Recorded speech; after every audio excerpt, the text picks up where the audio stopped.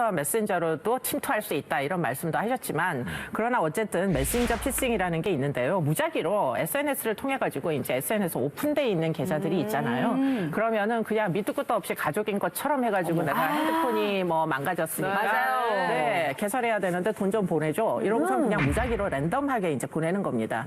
그러면은 누군가가 네, 이제 아이일 수도 있고 뭐 내 가족이 어려운 지경에 이제 이면 나보다 하고서는 송금하는 사람이 뭐 100명 중에 1명 있으면 성공하는 거죠. 그런 식의 이제 메신저 피싱이라고도 하는데요. 네. 지금 뭐 실제로 연예인 중에 이제 FX의 이제 루나 씨도 지금 어머니가 이런 이제 메신저 피싱으로 피해를 입으셔가지고 뭐 자그마치 1,000만 원이 넘게 그 손해를 보셨다. 이렇게 이야기를 하고요. 또 뭐 트와이스의 지효 씨나 개그우먼 이국주 씨도 이제 가족이나 친구에게서 온 메시지로 피해를 당할 뻔했다. 이런 이제 사례를 보고한 적이 있습니다. 어떻게 그럴 수가 있지? 그러니까요. 메신저 피싱 같은 경우에는 이제 특히 이제 해외에서 오는 거는 확인을 할 수가 있는데요.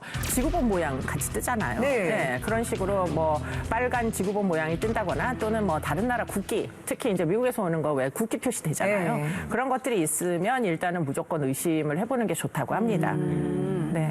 그러면 이제 예방이 중요한데요. 뭘 가장 조심해야 할까요?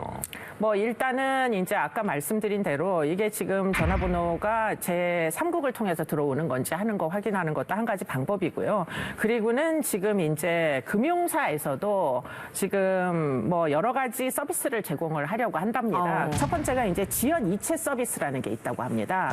지연 이체 서비스는 100만 원 이상을 이체하는 거는 작은 돈이 아니니까 뭐 한 3시간 정도의 텀을 두고서는 이체가 나중에 일어나도록 그렇게 이제 일단은 확인하는 기간을 이제 확보할 수가 있는 거고요. 그리고는 또 한 가지 방법은 위험 전화번호에 대해서 알림 서비스를 하는 겁니다. 그래서 금융기관에는 이 위험한 전화번호, 예컨대 대포 번호인 것으로 추정되는 번호 리스트들이 있대요. 그래서 이제 그런 것들에 대한 뭐 정보를 토대로 해가지고 만약에 내가 이제 신청을 해서 내 가족들 중에 뭐 한 10명 정도까지는 이제 등록이 된다니까 그런 번호에서 만약에 위험 번호로 연락이 가는 경우에는 알람이 뜨도록 그렇게 하는 방법도 있을 수 있다고 합니다. 네. 오, 좋네요. 그리고는 뭐 내가 피해를 당한 것 같다. 뭐 정체불명의 어떤 계좌로 내가 일단은 급하니까 송금을 했는데 송금하고 나서 잠깐 생각을 해보니까 이건 아닌 것 같다. 이럴 수 있잖아요. 네.